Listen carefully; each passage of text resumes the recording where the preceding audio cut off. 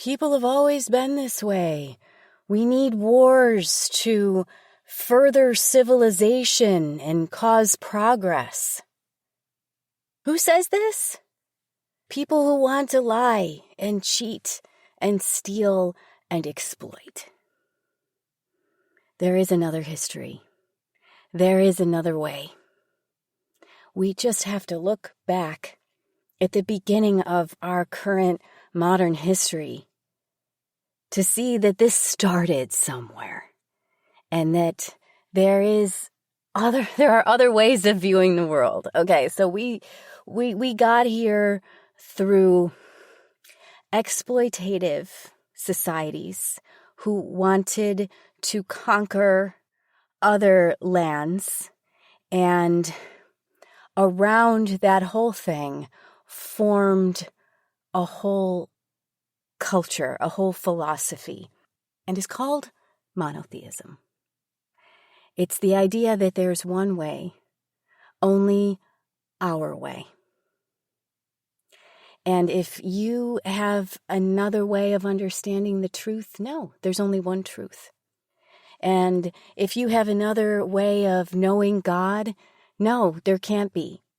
And guys, modern science grew up under the umbrella of exploitative monotheisms that lack a comprehensive philosophy and make up for it with violence. These religions didn't spread all over the world because people were enchanted by them. They spread all over the world because people were destroyed by them, whether it was overtly or covertly. They undermined ancient traditions that saw the entire world as sacred, the entire experience as sacred, that knew there were many paths, that there were many partial truths, many ways to know truths, actually as many as there are of us. And that is our purpose, to be a unique perspective of the whole, of a whole that we're all a part of. And yes, so this takes me to this current podcast I have for you called Monotheism, the Objectification of God. Welcome to the Science of Perfection podcast. Join me in exploring a new paradigm, an ancient, modernly applicable philosophy of everything. Life does come with a guidebook. It's called the Vedas, and scholar, scientist, and teacher Ashish Dallela presents its wisdom in an accessible manner. I'm audiobook narrator and yoga student Leslie Howard. In these episodes, I will be narrating articles from the website shabda.co that reveal exciting insights on how the world works, the shortcomings of modern science and religions, and how we can integrate logic, physics, biology, psychology, sociology, and philosophy into a consistent worldview that resolves the concepts of oneness and difference and gives hope, wisdom, and guidance for understanding our lives and our purpose. Our article for episode 4 is from Shabda Journal, published December 19th, 2024 by Ashish Dallela. Monotheism, the Objectification of God. Many people at present believe that monotheism is the best idea of God, and some even use it in the context of the Vedic tradition. As a word, monotheism was first used in 1660 and then developed during the Enlightenment. Before that, Abrahamic religions called themselves superior on the grounds of having received a revelation from God and established the veracity of that revelation through miracles and victories in wars, rather than reason. Monotheism, as a doctrine, was an attempt to disprove pluralistic religions on rational grounds by using Aristotelian ideas of universal truth to establish their exclusivism. The doctrine was then used to justify attacks on other religions on 5 continents, revealing its purpose. While extensive formal application of Aristotelian ideas to religion is relatively recent, all Abrahamic religions have always been body-centric. The soul is a part of the body and never separate from it. As a result, a person is equated to a body in Abrahamic religions. Since man is said to be made in God's image, body-centric thinking is also extended to God. Now, if the body is modeled as an object, God, too, is modeled in the same way.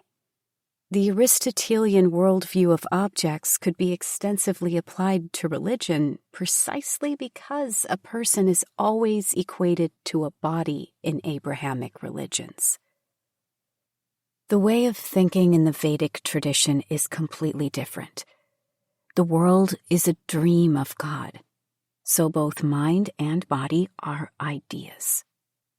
We can compare this to our dreams. We see a body in our dreams, but it is just an idea. This shifts the entire worldview from being body-centric to mind-centric, or from being object-centric to meaning-centric. An object is always in one place, but a meaning can be simultaneously in infinite places. An object doesn't expand or contract, but a meaning can be expanded and contracted. An object is either inside or outside another object, but a meaning is simultaneously inside and outside other meanings. When these ideas are applied to God, He is both in one place and in infinite places. He is one thing, and yet He expands and contracts. He is at once inside and outside everything. In this article, I will discuss how the use of Aristotelian objectivity and universality upon body-centric Abrahamic thinking transforms God into an object. I will also discuss the flaws of body-centric thinking and how they render monotheism a logically incoherent and self-contradictory doctrine, stilted upon double standards. At each juncture, I will contrast these problems to the mind-centric thinking in Vedic texts. In monotheism, God is one. In the Vedic tradition, God is 1, 2, 3, all the way to infinity. The Vedic tradition is not monotheism, and we should stop reducing God to fit our limited imagination. If we are interested in God, it is far better to upgrade our imagination than to reduce God to fit into it. Vedic reality and worldview. The Vedic conception of the body.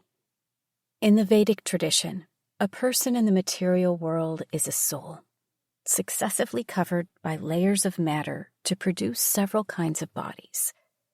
In the yoga traditions, there are 5 kinds of bodies, called Annamaya, food, Pranamaya, life air, Manomaya, mind, Vijnanamaya, intelligence, and Anandamaya, pleasure. The subtle levels of matter expand into gross levels of matter until the soul is fully trapped in the world. This trap is not eternal. It keeps changing. In addition to these changing bodies, there is an eternal spiritual body, comprising the same levels as the temporary material body, with the difference between them rooted in the Anandamaya, the soul's idea of bliss.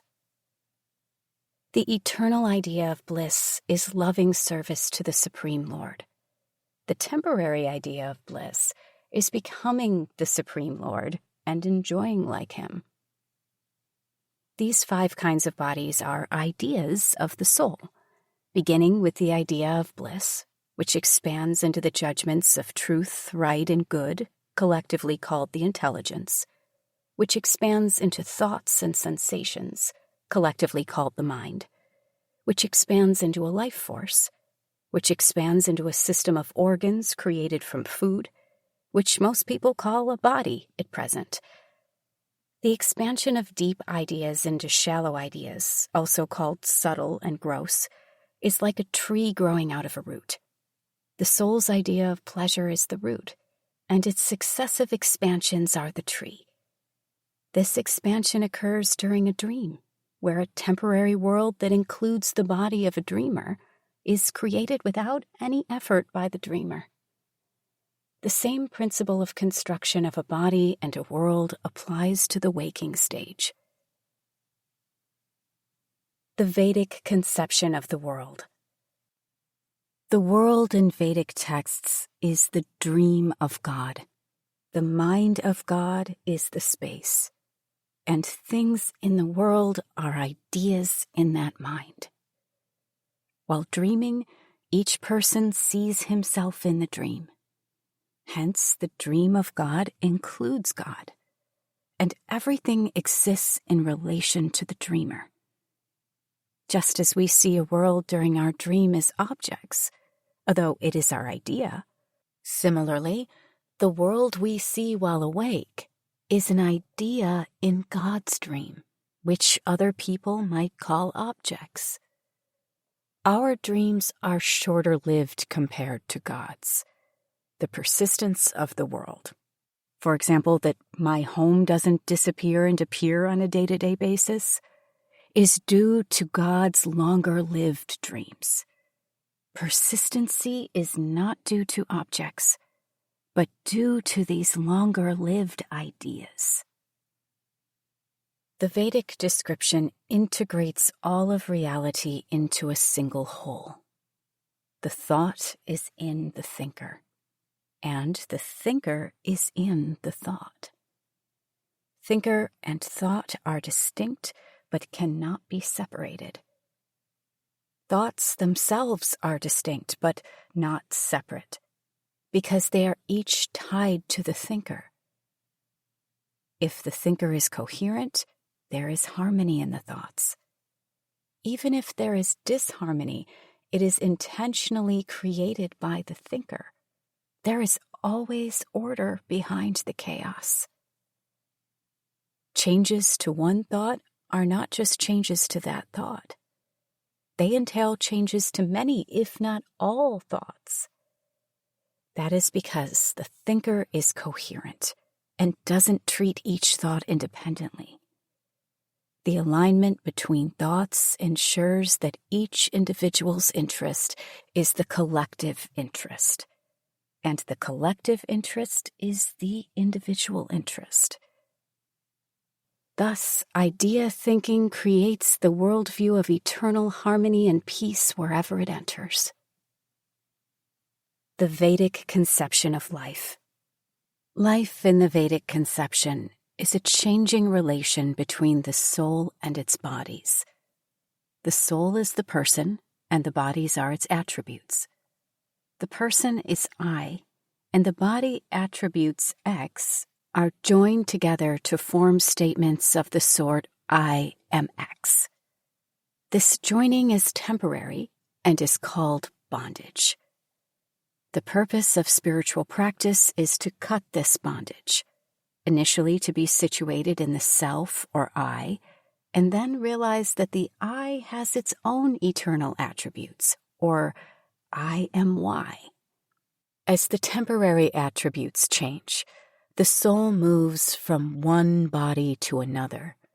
All change is the effect of the soul moving from one body to another, rather than the body moving. The soul moves from one idea of bliss to another, from one judgment to another, from one thought to another, from one sensation to another, from one life air to another, and from one body to another. Over time, it returns to the same bliss, judgment, thought, sensation, life air, and body. The soul's cyclical movement through temporary bodies is material science, and its movement out of this cycle toward and into the eternal body is spiritual science. They are based on the principle of soul movement, but are different as temporary and eternal. The concept of body change is integrated with the idea of change in bliss, judgment, thought, sensation, and life air. There is no mind-body dualism in the Vedic conception of reality. Even life air, sensation, thought, judgment, and bliss are called bodies. The world can remind us of God at every moment, as his creations carry partial imprints of his personality. The minimum level of God consciousness is realizing that we are in God's dream. A little more advanced God consciousness is being able to see the partial imprints of God's personality in his creations. Even more advanced God consciousness is being able to see the complete personality of God face to face. The Vedic worldview constitutes a science, although quite different from materialism. It is a science rooted in mind and idea thinking, so I call it semanticism. It is harder to imagine for those who assume a science-religion separation, with science dealing with objects and religion dealing with the soul and God. These three are inseparable in the Vedic worldview, as God is the mind, matter is thoughts, and the soul attaches itself to these thoughts. Monotheistic reality and worldview. The monotheistic concept of reality.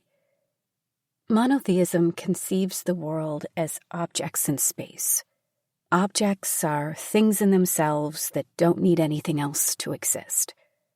In logic, philosophy, and classical physics, objects are seen as mutually independent entities. That means changes done to one object aren't done to other objects. Since objects are independent of each other and the space that contains them, such a world doesn't need God, if the world were eternal. A problem arises if the world is created and destroyed, and one might need to invoke the existence of God for creation and destruction. But God is otherwise unnecessary. Such a conception of the world involves the depersonalization of reality, which can be called objectification. It came out of monotheisms, which then created modern science. In this worldview, God plays a role only at the beginning and the end of the world. When the world is conceptualized as objects, its creator God also becomes an object, which means separate from the world. Objectivity appears in society as individualism and competition for resources. Each person considers themselves separate from others, describes the world as separate objects, and believes that the world is separate from God. The objective world entails the separateness of things, and the separateness of God from the world, which in turn results in the objectification of God, which in turn reinforces an objectified conception of the world. The separateness of things in the world becomes science, and the separation of God from the world becomes religion. They support each other. The monotheistic concept of order. All these separated things are then tied together in monotheistic religions through contracts. Religion is a contract between man and God. Society is a contract between men. And nature is a contract between inert objects. These contracts are also called laws. A religious law is a contract between man and God. A social law is a contract between men. A scientific law is a contract between inert objects. In each such contractual law, each side tries to minimize the giving and maximize the taking. Contractual laws often break down due to disagreements on giving and taking. At that juncture, a new set of laws is negotiated. Due to this renegotiation, monotheisms have many sects which consider each other false. Monotheism fundamentally doesn't believe in eternal truth, because its conception of order is negotiable laws. It also doesn't believe in the principle of justice, because at the heart of monotheism is the idea that might is right. Those who can wield power can redefine the laws and thus change the definition of truth and justice. Ultimately, God has the greatest might, so he is free to define all the laws. God's laws cannot be explained as truth or justice. They have to be accepted silently, as God is omnipotent. When the idea of power creating and enforcing laws is extended from God to humanity, monotheistic religions create institutions of power that define laws for a society. These laws are also not proven to be true or just. They too are based on might is right. Some religions consolidate these institutions more, while others distribute them more. The monotheistic concept of life. Due to the lack of concepts of truth and justice, and reliance on institutions of power, a monotheistic society is always living in strife. The strife cannot be resolved by reason, because truth and justice are replaced by the power to create laws. There cannot be harmony in a world in which everyone wants to minimize the giving and maximize the taking. Therefore, monotheism becomes the ideology that gives birth to perpetual conflict and chaos. Monotheism doesn't see this conflict as a problem, because the world is described in terms of a battle between good and evil, God and Satan. Each side describes itself as godly and the other side as satanic. In the good versus evil battle, one side is expected to destroy the other. Interspersed with war is the idea of pleasure. The world in monotheism exists for man's enjoyment. God is said to have created a world and abandoned it, and man is expected to take possession of the world and make it his personal property. Since objects are things in themselves separated from God, the world is not sacred. Trying to see God in the world is called false idolatry. Again, those who have the power can take whatever they want in their self-interest. Since might is right, the powerful take things in their self-interest and justify that as God's will for them. Life in the monotheistic ideology is lived in the interplay between pleasure and war.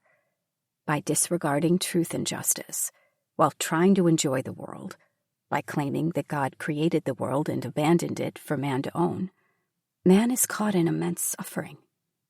Monotheism is materialism in disguise.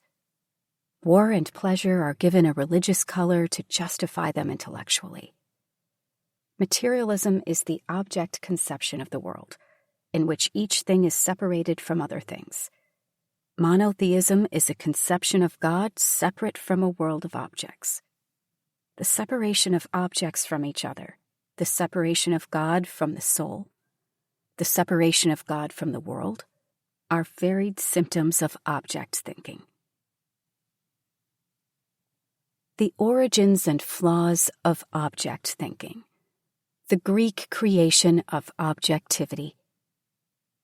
Greek philosophers began marginalizing the soul and ignoring deeper realities to reduce everything to the food body. They postulated that everything is built from only 4 elements: earth, water, fire, and air, which were ultimately transformations of just one element, the apeiron. This substance was said to take many forms to create the food body. Thereafter, there were 2 main things in Greek thinking, that is, substance and form. Initially, the forms were ideas that spanned the mind, intellect, and pleasure.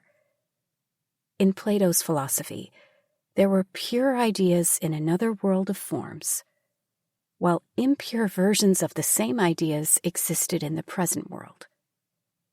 However, the Greeks had no understanding of ideas as their thinking was overwhelmed with substance ideologies. Hence, they could never define what these pure forms were. Aristotle subsequently separated forms into two categories: theoretical and practical. The theoretical forms pertained to the body and were equated to shapes, such as triangle, square, circle. They were also embedded in the substance. The practical forms pertained to the mind and were equated to culture, such as beauty, justice, virtue. They were not part of the substance, but present in the psyche. The Platonic other world, heaven, comprised a fifth substance called the quintessence, different from the four elements. Through his highly speculative claims, Aristotle synthesized various diverse streams in Greek philosophy. A, the monist tendency to think of one substance instead of four substances. B, the Platonic tendency to think of a heaven beyond the earth. C, the practical demand to study and describe the material world without invoking the supernatural.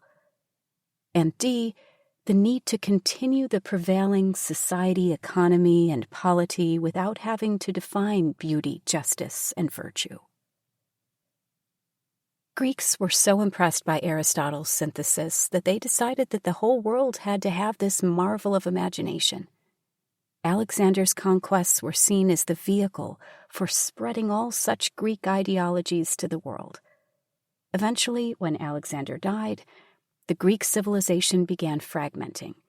Nevertheless, Aristotle's ideas had a lasting impact on the world, as they were picked up, expanded, and co-opted in various ways, even after the end of the Greek civilization. The Aristotelian merger of form and substance became an object. Each object was one type of thing because it had just one shape. There was no meaning to a class, concept, idea, meaning, or type other than the shape of a thing. There was only one objective truth about each thing, because that objective truth equaled its indisputable shape.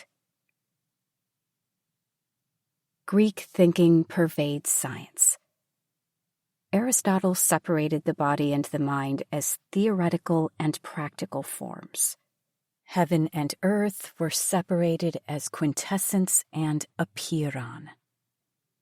The bodies within the earth were also separated, as each shape existed independently of the other shapes. Through these separations, Aristotle gave birth to a worldview of the separateness of things, which is called objective truth. He essentially created three worlds: matter, mind, and heaven. Their interaction was not discussed.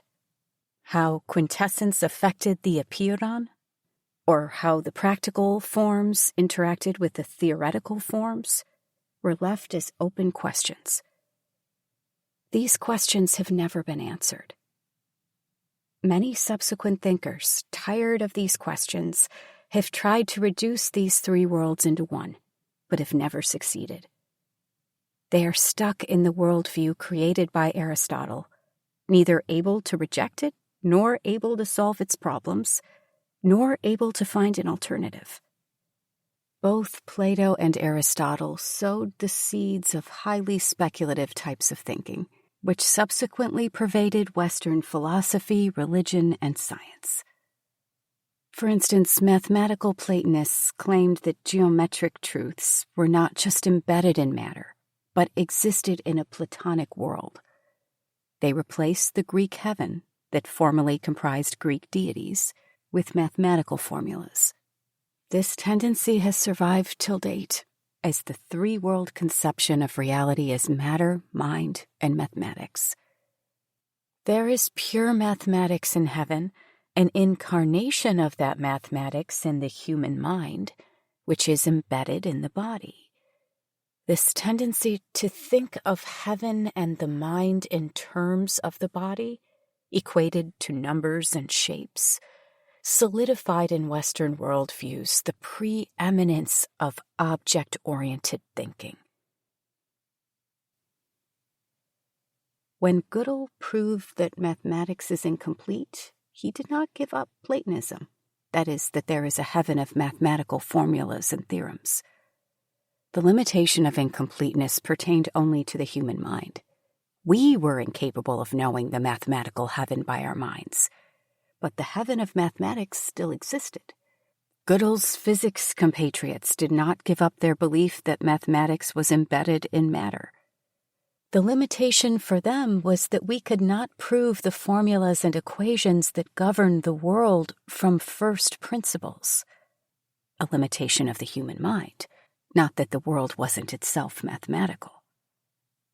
If we kept inventing formulas and equations and finding appropriate formulas and equations that describe the material world correctly, science could continue forever, although we could not prove why specific formulas and equations described the world correctly from first principles.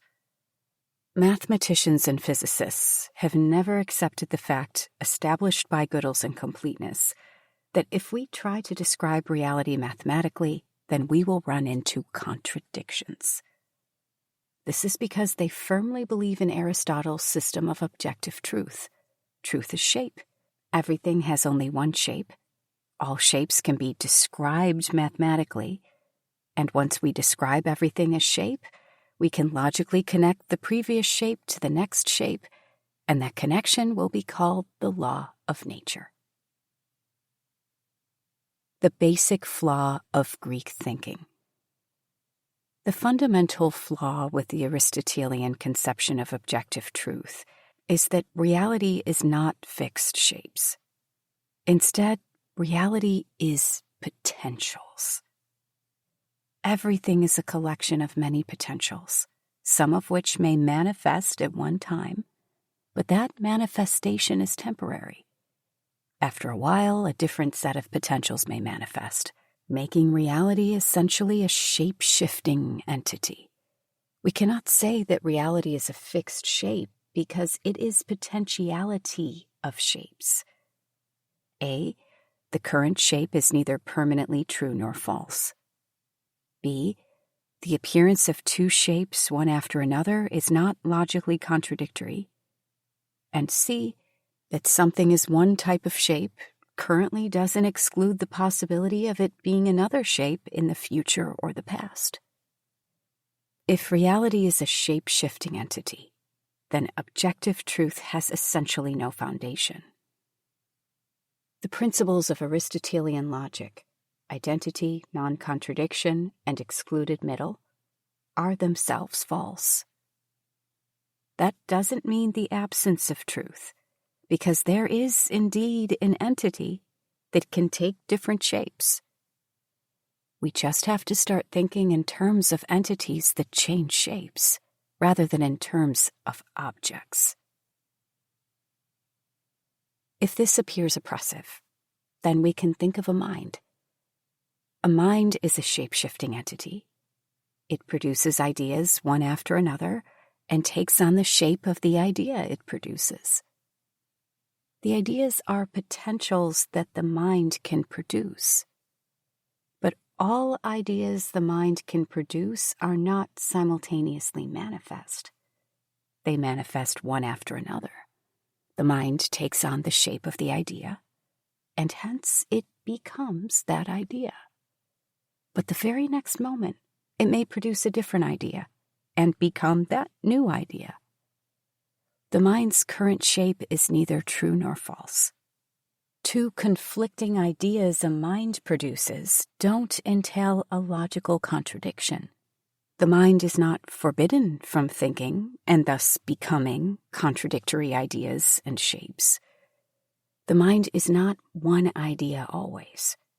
It is many ideas alternatively, and it can't be reduced to just one idea. The entire foundation of Western thinking, Aristotelian logic, conception of objective truth, and reality as objects, is false if reality is potentials, which can be correctly modeled only if we think in terms of mind and thought. Mathematics works for objects because it relies on binary logic to say that something is either X or not. It cannot be both X and not X, and it cannot be neither X nor not X. All these claims are false for potentials. Therefore, mathematics is not a model of the material world, let alone a heaven. Even numbers are concepts, which is why a number, such as 5, is just one thing that exists in many places at once. 5 horses, 5 cows, 5 shoes. That contradicts binary logic, according to which each logical entity must be either inside or outside another entity. It cannot be both inside and outside. It cannot be neither inside nor outside. The number 5 as a concept is both inside and outside sets of 5 things, and neither inside nor outside. Logic only allows something to be inside or outside, which is incompleteness. Hence, if we use Aristotelian logic for concepts, we can only prove a small subset of truths. Either something is inside or outside, because the vast majority of truths depend on one thing being both inside and outside, and neither inside nor outside. The main problem is that Aristotelian logic applies to objects and not concepts, which doesn't work, even for something as simple as a number. Objectification and body centrism. The Greek objectification of a person. Aristotle's objectification means that if a person grows older, he becomes a different person, because the shape of his body is changed. After all, objective truth is shape. If a circle becomes a square, and then becomes a triangle, and then becomes an octagon, we can't say that it is the same thing. Likewise, for us to say that the body with a different shape is the same person, we have to say that the soul is a shape-shifting entity. But reality is not a shape-shifting entity in Aristotle's worldview. Hence, as the shape of the body changes, a person must change. Through his objective truth, Aristotle destroyed the soul. At most, a soul is a practical form in Aristotle's worldview, which is a euphemism for private and personal beliefs, like one's belief in some particular notion of beauty, justice, or virtue. It can't be called a truth. If Aristotle had described reality as potentials, there would be no dualism of mind and body, private and public, practical and theoretical, belief and truth, subjective and objective. Reality would be potentials, and a soul would be a shape-shifting entity moving from potential to potential. Aristotle's objective truth became the source of dualisms in Western thinking because the mind could not be objectified. The mind remained a shape-shifting entity, different from objective truth. So every successive generation of thinkers shunned the discussion of the mind, as their comfort zone rested solely in the body. Abrahamic religions copied the Greeks. Abrahamic religions co-opted Aristotle's philosophy in nearly all respects. The soul in these religions was described as breath, similar to the pranamaya body. God made the body and breathed life into it. Genesis 2:7 says, "Then the Lord God formed a man from the dust of the ground and breathed into his nostrils the breath of life, and the man became a living being." In this description, the substance is dust, and the breath is the form. If the breath goes away, the dust disintegrates into particles as the loss of form. If the breath comes back, the dust regains form. The breath does not exist outside the body. Abrahamic religions postulated that the baby in the mother's womb does not breathe, and yet it is alive. Similarly, death is when the body stops breathing, although it is alive like a baby. Of course, the baby's body does not decay, although a dead body decays. But that has been a minor aberration. Upon the end of the world and the arrival of Judgment Day, all the decayed bodies supposedly come alive again. That is, start breathing. The dust regains the form of the body because the form is breath.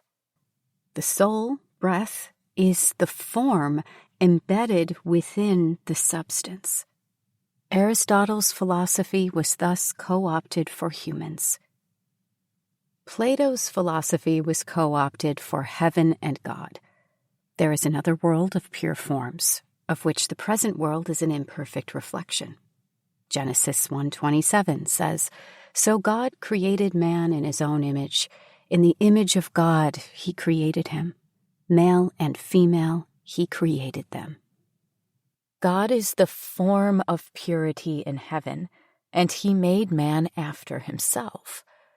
But then man fell from heaven due to sin, and after salvation from sin, man will return to heaven. At the moment, man is an imperfect reflection of God, just like the Platonic world is a world of pure forms, and the present world is an imperfect reflection of the pure world. God did not make animals in his image, so even if they are breathing, they are not God's reflections. In fact, God gave man dominion over the animals, so they are more imperfect compared to humans. This idea of God making man in his image, where image really means shape due to Aristotle's thinking, has been at the root of racist ideas in Abrahamic religions. Race is not just skin color, it is body shape, body size, facial features, eye color, and skin color. They depict God, in religions that are permitted to depict God, after their own bodily shape, facial features, body size, eye color, and skin color. For instance, Europeans depict Jesus as a tall man with blonde hair and blue eyes, although he was a Jew born in the Middle East. God making man in his own image has been strictly interpreted in terms of the body, not in terms of virtues, values, beliefs, etc., which shows body-centric thinking. Body-centric Abrahamic thinking. Abrahamic religions don't consider the present body material because man goes to heaven in the same body and lives eternally thereafter. Each person is a body, which is the body in heaven after salvation, so it is also a spiritual body. Feeding, clothing, and pampering the present body is not a material activity. It is also a spiritual activity.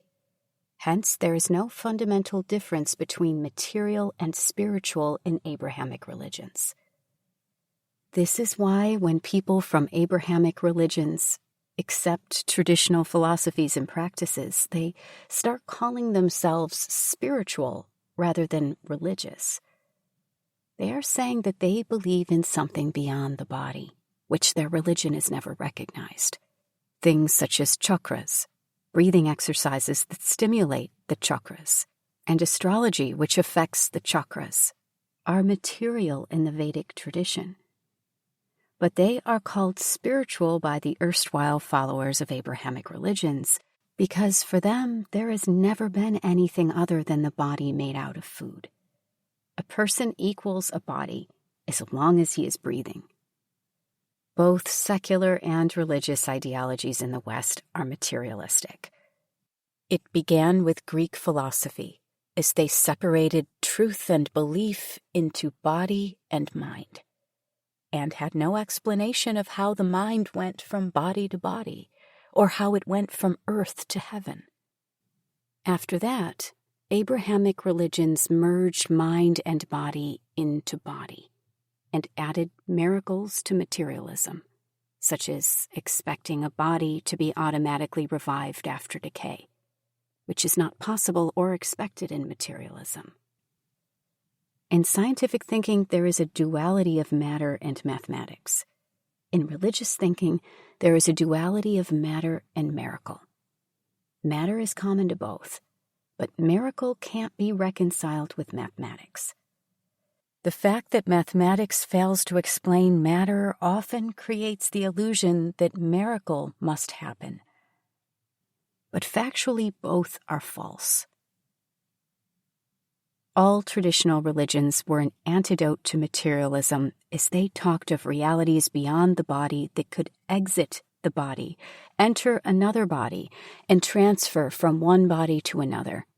In the Vedic tradition, the moving soul is the concept of jiva, that leaves one body and goes to another body, such that the old body becomes dead and the new body becomes living. All change in the Vedic tradition is modeled as an effect of a moving soul. That is, jiva. But the soul in Abrahamic religions never leaves the body. Change is not the effect of the soul moving, but of the body moving, with the soul, that is breath, just tagging along. The psyche in Greek pagan religions meant something that went from one body to another. Abrahamic religions took that word and changed its meaning to something that never leaves the body. Their soul is embedded in the body as breath. Therefore, Abrahamic religions have never been an antidote to materialism. Objectification in religious contexts. Monotheistic God is an object. Monotheisms have a serious problem with the different forms of God, which means different shaped images. God can only have one shape. If God is worshipped in various shapes, then it must mean many gods. This is an extension of Aristotelian thinking where an object has one shape, and if there are different shapes, then there must be different objects.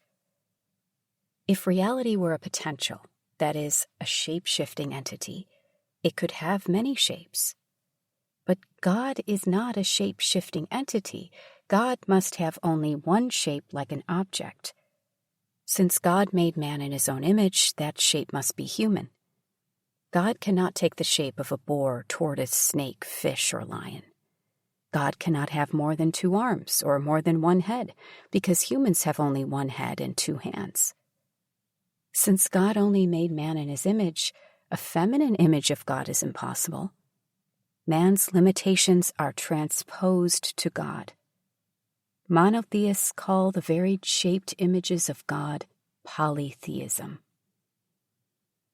An object is only in one place at one time. It cannot be in many places at once. Hence, God must only be in heaven. He cannot come to earth without leaving heaven, and since leaving heaven would make it a godless place, God cannot come to earth. Instead, God sends his messengers. Likewise, God cannot be in everyone's heart, because an object is always in only one place. If God were factually in many places at once, it would be many gods, contrary to monotheism, designated by the word pantheism. In fact, we cannot make images of God also, because if that image were God, then it would mean 2 gods. God produces the world out of nothing, because if he produced it from himself, he would be reduced, following the principle of conservation of matter and energy. The depersonalization of God. Monotheists define God as the supreme being. There can't be more than one supreme being, and hence God is one. However, in this description, God is defined relative to other things, over which he has supremacy, which is not a description of God in itself. By saying that God is the supreme being, we don't know what he looks like, how he lives, what he eats, how he talks, how he thinks, what he feels, etc. The focus on God's supremacy defocuses from his persona. Other descriptions, such as those that call him omnipotent, omniscient, and omnibenevolent, are also relative to other things. God knows, controls, and loves everyone. What about God himself? Monotheistic religions don't answer that question. A person is different things in different contexts. An object is the same thing in every context. Factually, objectivity is an imaginary creation of Aristotle, that approximates to non-living things like tables or chairs, not trees, animals, or humans. Contextualization is the essence of personhood. The moment we try to universalize the truth, we also decontextualize and depersonalize the truth, and convert it into objective truth. If truth could be contextualized, then different cultures could conceptualize God differently. Some cultures may call God a father, others a friend, and others a master. If each culture was allowed to think of God differently, there would be no objective truth and no exclusivism. Since Abrahamic religions rely on exclusivism, they reject contextualization and personalization of God. Their claims about God in the framework of objective truth require that God be an object. Abrahamic exclusivism is married to Greek universalism, which is married to Aristotle's idea of objective truth. Every person is described in many ways through their various attributes, such as father, husband, employee, citizen, artist, musician, writer, etc. However, all these claims are not simultaneously true for a person, nor is "I am a father" contradictory to "I am a citizen." Every person is the potential for many traits, which are seen at different times, places, and situations by different persons. If God were allowed to be as much of a person as an ordinary human, then there would be no exclusivism or universalism, as humans are many different things. Everyone doesn't know each human in the same way. So why do they need to know God in the same way? Exclusivism and universalism require that God must be an objective truth. To attain it, we must remove contextualization of the understanding of God and then universalize God to just one understanding. This kind of truth applies only to objects.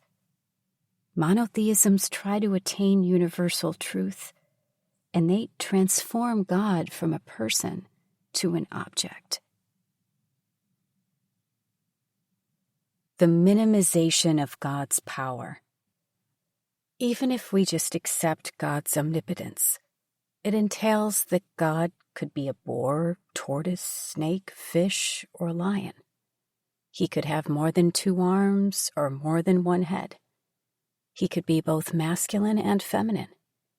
God could sometimes be a child, at other times a youth, at yet other times old. Omnipotence is enough to guarantee infinite forms of God, and there could be no opposition to so-called polytheism. Since that is unacceptable to monotheism by their own advocacy, God's omnipotence is greatly limited, reducing God to one thing, which is a non-omnipotent God. Thomas Aquinas, in fact, went so far as to say that there were many things that God could not do.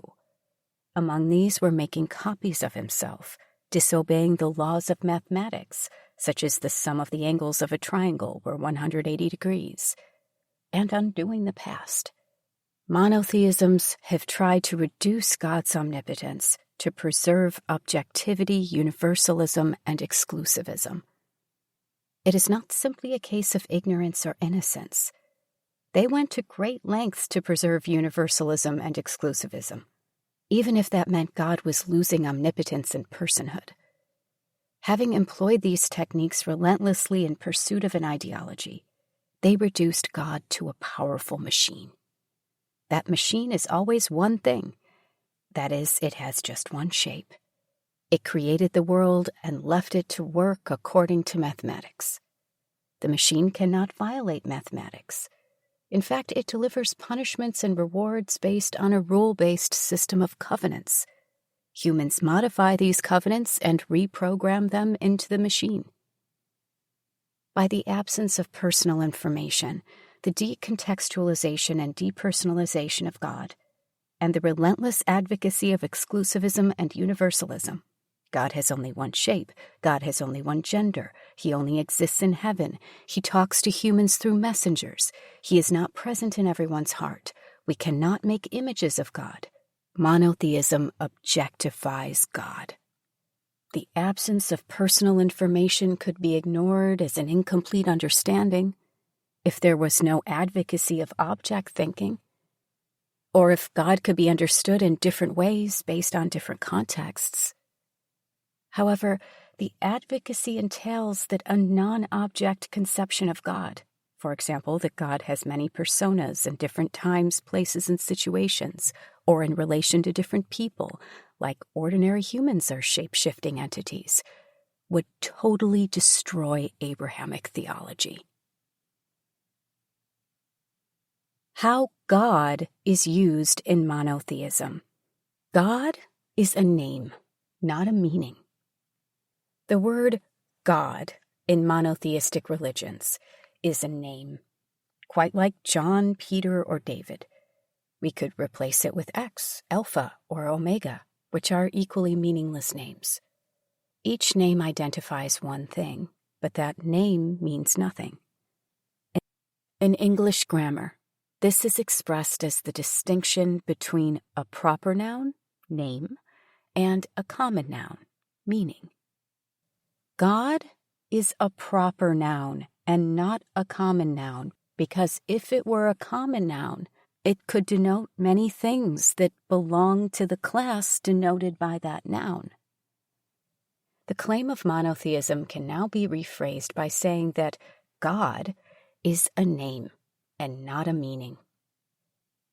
Let's contrast this to the situation in which God means a common noun, like good, not confined to God. Factually, we can say that the food is good, the medicine is good, the boy is good, and the country is good. While they may not be all good, that is, embody all kinds of goodness or be good in all situations, due to the presence of some goodness, we could say that goodness was present in them partially. They would now become parts of God, God being all good, and the food being some of that good. Now we can make non-binary statements such as food is good, God is good, but food is not God, and God is not food. Because while God is all good, food is some good, so there is a difference between the two. Factually, if the word God meant all good, then God would be nearly impossible to understand fully, given that there are infinite types of goodness. As a name, God would mean just one thing, all good. But as a meaning, God would be infinite types of goodness, which are seen in different contexts partially. So seeing them would in one sense mean seeing God in everything, and yet not seeing him fully. Insofar as we cannot see everything, we cannot understand all good completely. And yet, as we see more types of goodness, we would understand God better. Seeing good in everything would now become our way of understanding God better. All good things would be part of God, and parts of God would be in all good things. Unless we were referring to all good, there would be goodness, godliness, everywhere. Monotheism confines God to heaven. Even if a spirit in the world guides people, it doesn't pervade everything like goodness. If sacredness pervaded everything, man would not be the owner and enjoyer of the world. The conception of an all-pervading spirit is actually inconsistent with man's dominion of the world. Therefore, in monotheism, God is a proper noun, not a common noun. The word God refers to one thing, but means nothing. If the word meant anything at all, it would be present in infinite places at once, since every common noun is present in infinite places at once. But in each place, God would seem different, as a different part or aspect of that common noun would be seen in different places. Due to these infinite partial visions of God, for example, different kinds of goodness and different kinds of food, we could not say that God was only in heaven. We would rather say that the common noun he personified was concentrated in heaven, but diffused in the world. This is strictly unacceptable to monotheism. To concentrate God rather than diffuse him, the word God must be a name and not a meaning. Meaning, naming, separation. The disconnection of meaning and naming has a long history in Abrahamic religions. After God gave Adam dominion over the world, he asked Adam to name the creatures that God had made. Genesis 2:19 through 20 says, "The Lord God formed all the wild animals and all the birds out of the ground. Then he brought them to the man to see what he would call them. Whatever the man called each creature became its name. So the man named all the domestic animals, all the birds, and all the wild animals." This separation between naming and meaning has always been an essential feature of Western thinking. Shakespeare noted it when he said, "A rose by another name would smell as sweet." All philosophers of language in modern times have upheld this distinction, calling words human labels to refer to things or classes of things. That class, in turn, has never been a mental entity, a meaning, or a concept. As Aristotle would say, a triangle, circle, and square are defined by mathematical formulas. So all theoretical forms, truths, must be defined in the same way and confirmed through objects. Anything not definable in this way is a practical form, belief. And while it might exist in the mind, it can never be proven true. For Aristotle, good is a private belief, not a provable truth. All truthful words only refer to mathematical formulas or objects, not mental entities. 20th century analytic philosophy dissolved this separation between theoretical and practical forms by replacing concepts with sets or a collection of things. Things were in the set, but the set was not in the things. Thereby, there was a set of shades called color, but color as a concept was never in the shades. The statement yellow is a color simply meant that yellow is a member of the set given the arbitrary name color. The question of how we put shades in that set instead of dogs, cows, smells, or tastes, which required seeing a concept in each thing, was never resolved. To say that God is one can thus be interpreted in two ways. A, there is a set called God with only one member. And B, there is an object called God. We don't know how we put that one member in the set called God, just like we don't know how we put shades in a set called colors, because to do so would require us to define God based on a meaning, for example, goodness, before we find it in the member. However, if we try to define God based on meaning, then any meaning we use can be found in infinite other things, not just God. Hence, we can never construct a set called God with just one member in it. God can now only be an object, with God being that object's name.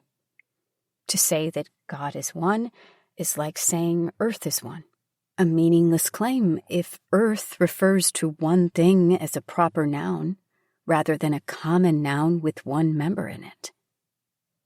Monotheism simply asserts monopoly on the word God.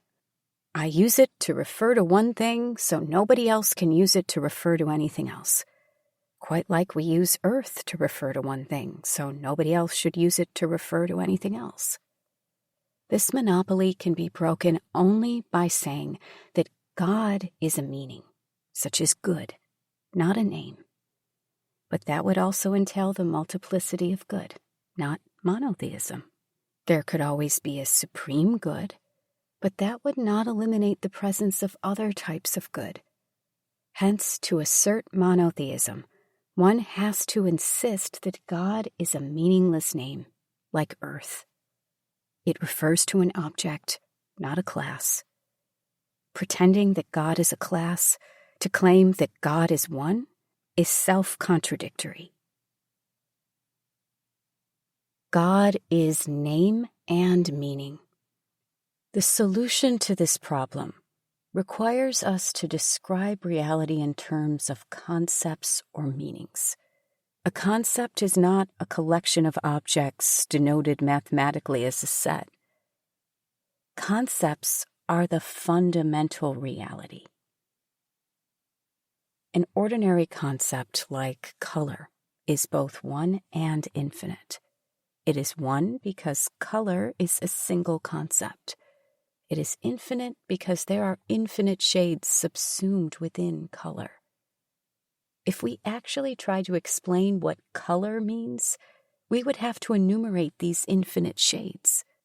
This solution is presented in the Vedic texts when the Supreme Person is described as knowledge, the original concept. It is one concept, and yet, if we tried to enumerate what we mean by knowledge or what it includes, it would be infinite. In the Vedic tradition, knowledge is the body of God. It is one and infinite. There are partial forms of God who embody knowledge partially. They create smaller domains of reality, like an expert in one area produces books in that area. The original form of knowledge produces authors who produce books. Thus, God is 1, 2, 3, all the way to infinity. All the authors have existed for eternity, but their books might be created or destroyed. Hence, at no time could we say God is one.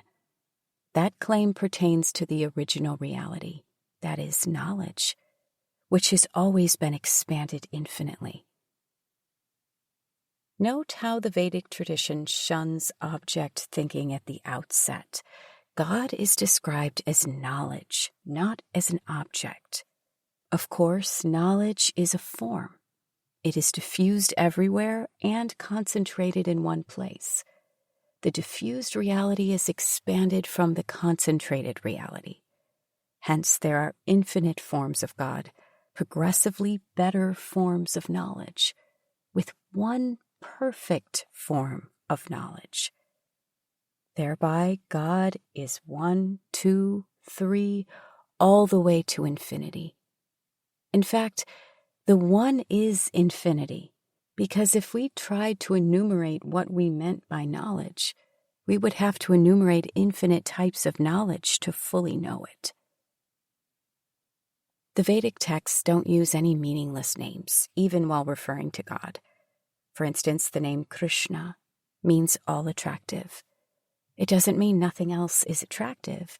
Even a river, mountain, land, house, and car are attractive. However, they are not all attractive. There is some attraction in them, while Krishna is all attractive. Thereby, Krishna is not a meaningless name. The result of using a meaningful name is that Krishna's attractiveness is distributed in everything in the universe partially. There is also a hierarchy of attractiveness, with some things being more attractive than others. Likewise, the name Vasudeva, which means Lord of Light, is not contradictory to the name Krishna, because the Lord of Light is also attractive. He may not be all attractive, because there is some attraction even in darkness.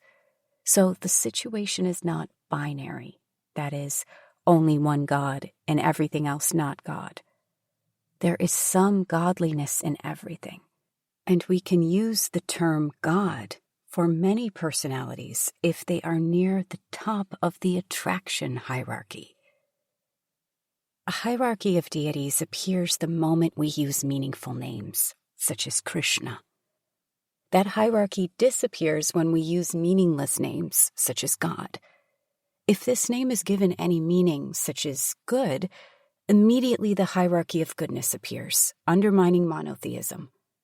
Hence, the claims of monotheism can only be sustained if meaningless names are used to refer rather than describe. The focus in the Vedic texts is description. When that description is accurate, it also becomes a name. However, it is a meaningful name which simultaneously describes and refers, not just refers. Objectification creates a formless God, the religious problem of infinity. When Christians tried to marry their religion with Greek philosophy, they ran into a serious problem. All forms had to be finite, and if God was a form in the Platonic heaven, then he too would be finite. Since Greeks were reducing truth to shape and size, God having the same shape and size as man, since God made man after himself, would mean that God was on par with man. We could address this issue by saying that God was taller and heavier than man. But no matter how much height and weight we assign God, it is always conceivable that there could be someone even taller and heavier than God. When children fight with other children, they talk about how their daddy is the greatest. They might refer to great deeds their daddies might have done. Every child tells more and more exaggerated stories of their daddies. Hence, if monotheism said that God had a certain height and weight, then someone else could say that their God was even taller and heavier. This problem can only be solved by making God infinite.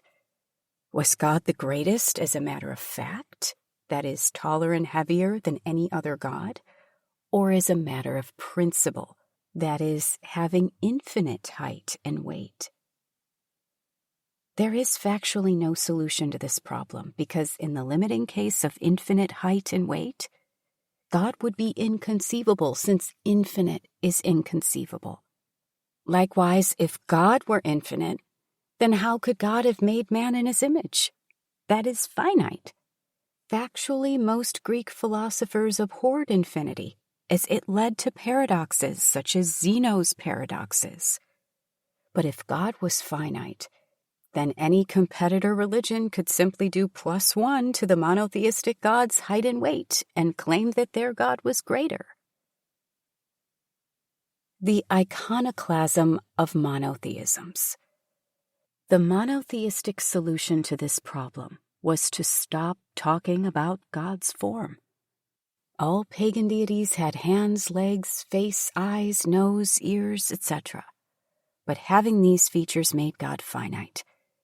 Therefore, monotheisms simply stopped talking about God's bodily features to end any kind of competitive claim from other religions. In her book, God, an Anatomy, Francesca Stavrakopoulou describes in great detail how God originally had a body. However, the influence of Greek philosophy, specifically the finitude of all forms, made God formless. Images of God made God finite, and hence the destruction of images became an essential part of religions. Thereafter, Christianity replaced numerous Greco-Roman images with a formless deity. Romans, who created Christianity, were keen on conquering Europe, not on theological problems. Their solution to the problem of infinity was to stop making images. All Greco-Roman deities had images. Roman Christianity stopped making images.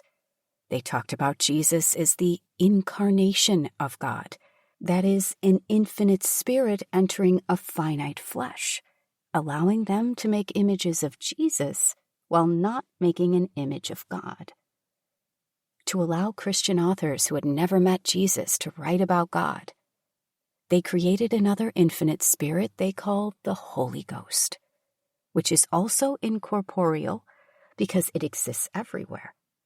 And yet that infinite spirit doesn't make everything sacred. It is kind of hovering above the world in a way that is not explained or understood properly. In simple words, if God is one, then he must be formless, incorporeal, and an infinite spirit. However, if God has a form, then he can't be infinite and hence not God. This problem sets up the stage for the Christian Trinity of Father, Son, and Holy Ghost, in which the Father is the infinite, formless, incorporeal spirit present only in heaven. The Son is finite, formed, and embodied spirit who temporarily appeared in this world, and the Holy Ghost is the infinite, formless, incorporeal spirit present everywhere in this world, and yet it doesn't make the world sacred.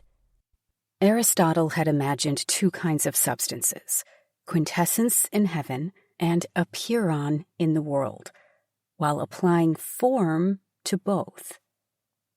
Greeks could say that deities in heaven were different from bodies on earth because they were built out of different substances, quintessence versus apeiron.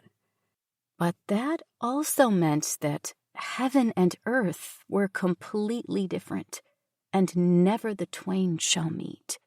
Christianity required the spirit of heaven, that is, quintessence, to descend into the apeiron in the form of Jesus, and then be present in the apeiron as a formless Holy Ghost, breaking two essential dualisms, A, between heaven and earth, B, between form and substance. The Christian Trinity says that God is both formless and form, quintessence and apeiron, without having the capacity to resolve the Aristotelian dualisms. Islam and Judaism face this problem less because they don't need the Holy Spirit. Their books are said to be direct revelations from Muhammad and Moses, not written post facto by Greco-Roman authors, although they have been modified considerably over time. However, they too cannot reconcile the finitude of a form with the infinitude of God.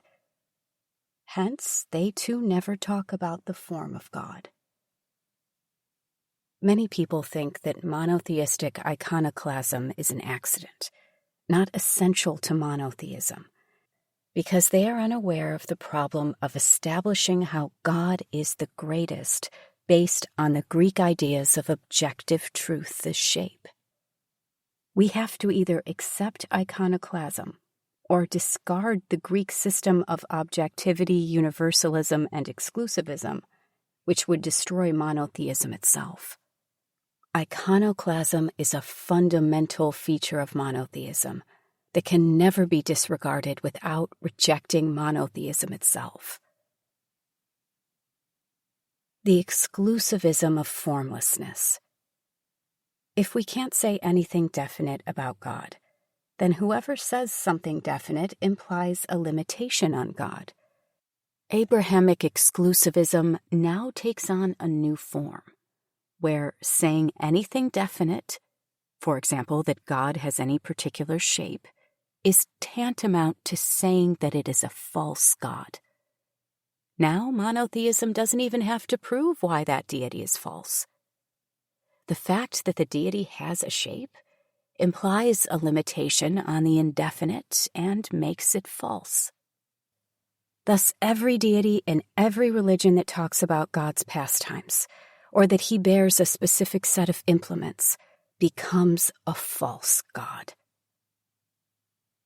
The problem with monotheism can be described easily by reframing God as knowledge. Can we really say that knowledge is only one, when there are hundreds of subjects, logic, mathematics, physics, chemistry, biology, economics, sociology, cosmology, psychology, that are all knowledge? When each subject respects other subjects, there is no conflict between them, and the claims of other subjects are affirmed in each subject. This is how the Vedic texts describe varied forms of God. Each form respects all other forms, and so there is no conflict between them. They are just like psychology and physics if these two confirm each other rather than contradicting each other, as in present academia. Exclusivism is dangerous if our idea of truth is inspired by one specific type of truth. for example, mathematics, because then we can't reconcile it with other types of truth, for example, psychology. Greeks chose to model the whole world based on their ideas about inanimate objects. Their model of reality wasn't a living body, a social body, or a mind, or even an encompassing conception of truth. They specifically chose inanimate objects. Abrahamic religions elevated it to the only truth. If a limited conception of reality is elevated to the only truth, it runs into contradictions with other truths that can't be denied. As time passes, there are so many exceptions to the exclusivist claims that one has to totally abandon the truth claims, which in the case of Abrahamic religions means giving up on God's shape after using a system of thinking in which shape is the only kind of truth. Formlessness in Indian philosophy. The birth of Indian impersonalism. The iconoclasm of monotheistic religions appeared in India as Advaita impersonalism, in which two statements, God is one and God is infinite, were reconciled by merging all of reality into an infinite, incorporeal, formless spirit that pervades everything.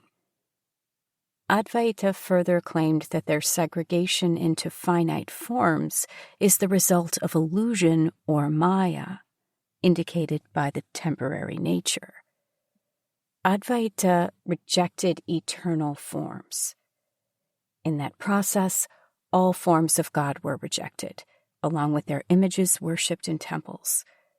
At most, the worship of finite images was a stepping stone to the infinite, meant for the less intelligent. Advaita impersonalism thus aligned with Abrahamic monotheism in India, in the sense that God was an infinite, incorporeal, formless spirit for them. Monotheistic iconoclasm was just like Advaita rejection of images of God. Of course, Advaita did not violently destroy images, while monotheisms did. But this difference in practice is not substantiated by Advaita philosophy. According to philosophy, all images of God are limiting the infinite into something finite, and hence they must be false representations. Vedic philosophy had declined by this time to an extent that they did not conceive reality as concepts or meanings, which are simultaneously one and infinite. No personalist Vedanta interpretation after Advaita offered a clear resolution to the problem posed by the twin requirements of God is one and God is infinite. Despite the appeal of personalist Vedanta interpretations on devotional grounds, they have never been able to explain how a finite form is infinite, which is why Advaita still lives today. Factually, the finitude of a form in Advaita is also based on form being equal to shape, just like the Greeks. Neglecting many kinds of infinities. The solution to the formlessness in Advaita, just like in monotheism, is semantics. That is, that reality is concepts. Each concept is one and infinite. These concepts are organized in a hierarchy, making all of reality an inverted tree of concepts. The root is one, the trunks, branches, and twigs are many, and the leaves are infinite. Even the smallest leaf on the tree is infinite, because it is a concept and can expand unlimitedly. And yet, the twigs, branches, trunks, and the root are successively bigger infinities, because whatever the leaf can expand into, the twigs, branches, trunks, and the root can expand even more. Therefore, there is no contradiction in saying that each person is Brahman, and Brahman is infinite. And yet, there is a Param Brahman, who is a far greater infinity than Brahman. That is just like saying that color is infinite, and yet knowledge is a bigger infinity. Each person can factually know infinite things, and so each person is infinite. And yet they cannot know as much as Param Brahman. The duality between finite and infinite doesn't exist. It is many levels of successively larger infinities. The idea of finitude emerges from object thinking. The idea of infinitude comes from concept thinking. Why size truly doesn't matter. Factually, the Vedic texts describe both large and small forms of God, with the large ones being inferior to the small ones. For instance, there is a conception of a Virata Purusha in the Vedic texts, the cosmic form of God, in which God is as big as the universe. Anyone can keep adding to their height and weight and reach the size of the universe, and they would still not be greater than the Virata Purusha. And yet, the same universe, looked at from the outside, is described as just a mustard seed, with greater forms of God creating millions of such universes in a blink, although looking far smaller than Virata Purusha. This is because form doesn't equal shape and size. God's form is a meaning, not a geometrical object. The situation is akin to saying that we can condense a section into a section title, a bunch of sections into a chapter title, a bunch of chapters into a book title, etc. There is no limit to condensation until we reach the most basic concept, knowledge, which cannot be further condensed. Whatever any other concept can expand, knowledge can expand even more. Even as everything can expand infinitely, knowledge can expand more than everything else. For instance, botany is infinite, but biology is a bigger infinity than botany, and knowledge is an even bigger infinity than biology.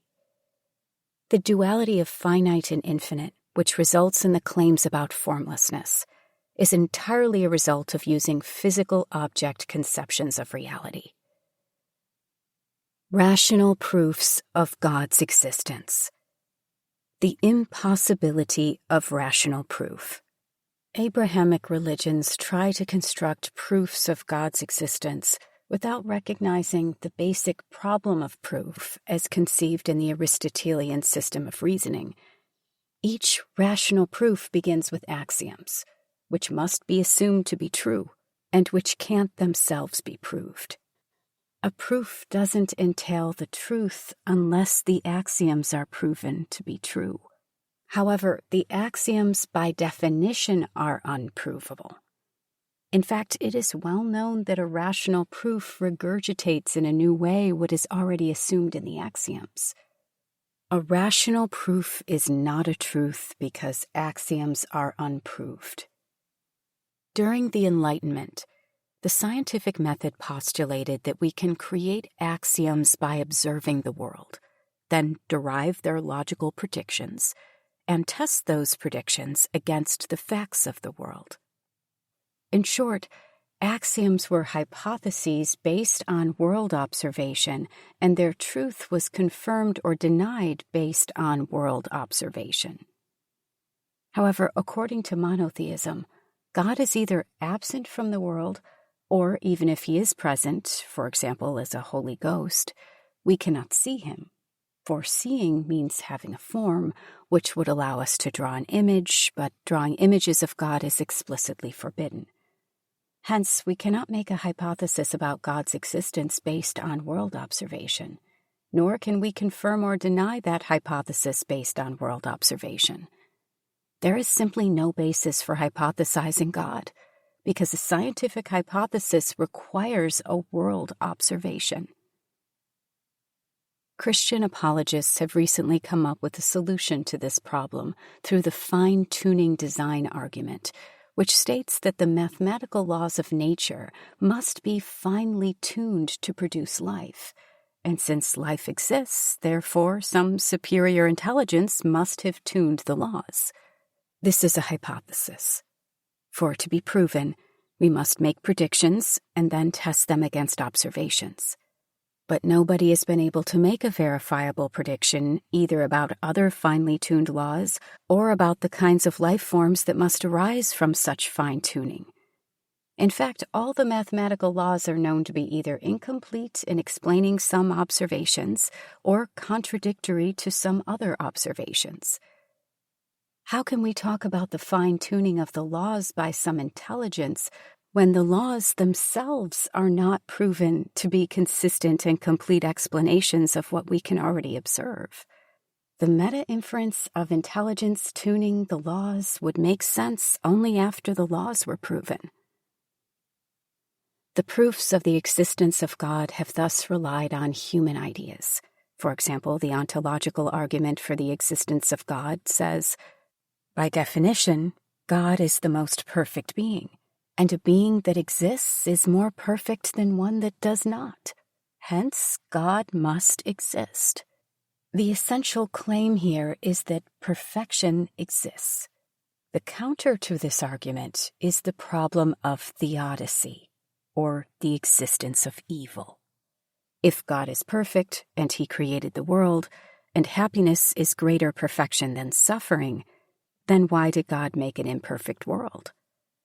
There has been no response to this problem in any monotheistic religion.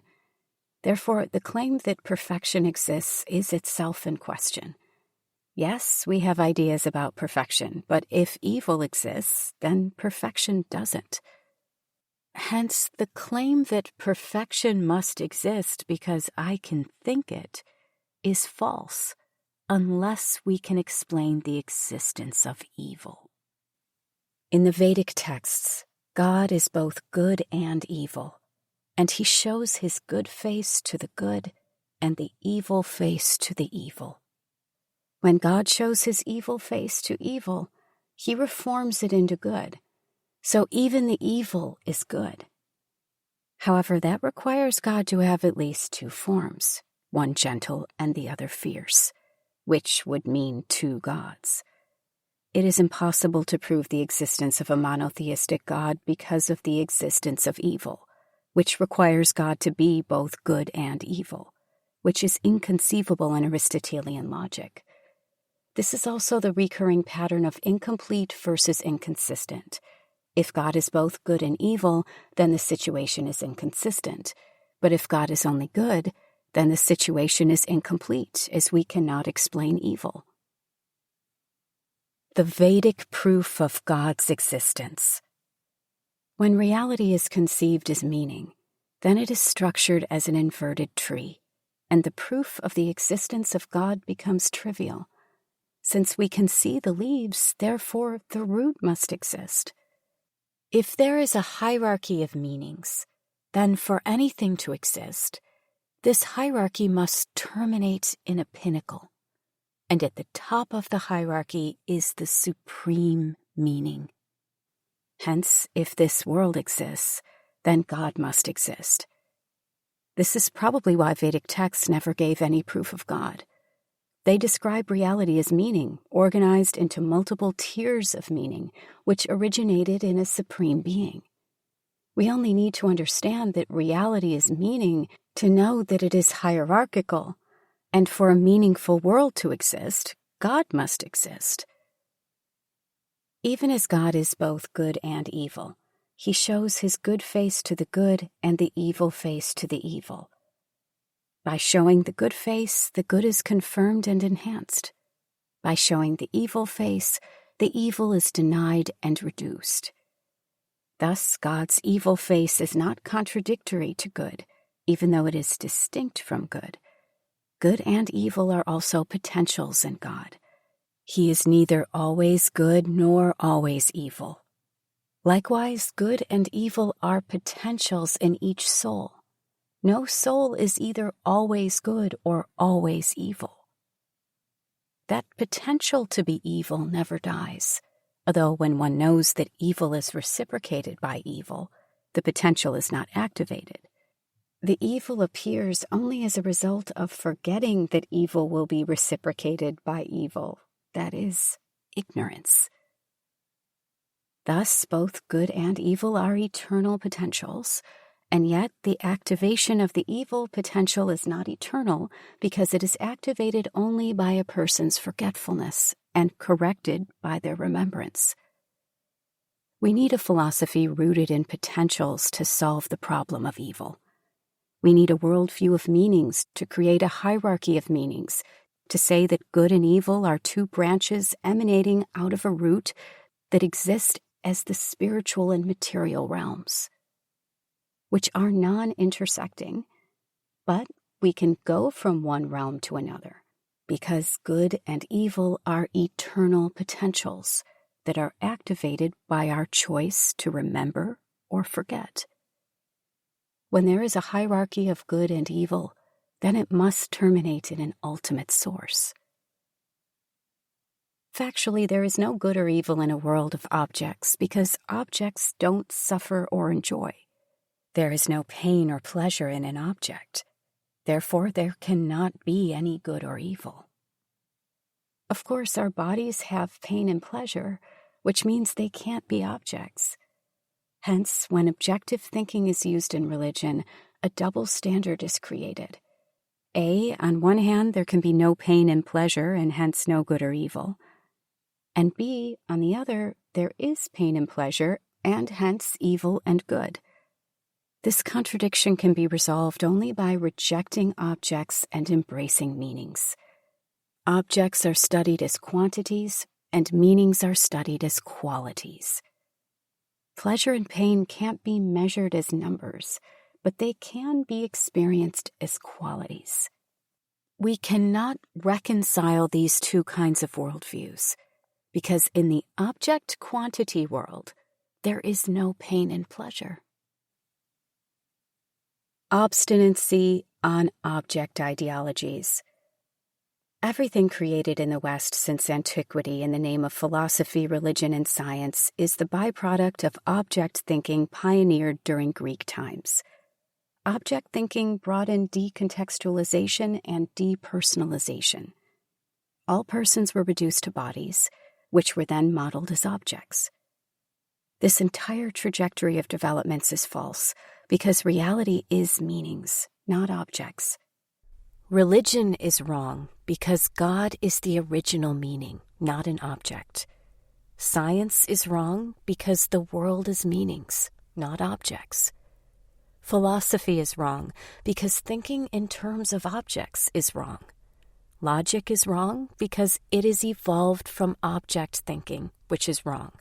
Since everything is wrong, and can be proven to be so, object ideologies are enforced through violence on people, animals, and nature.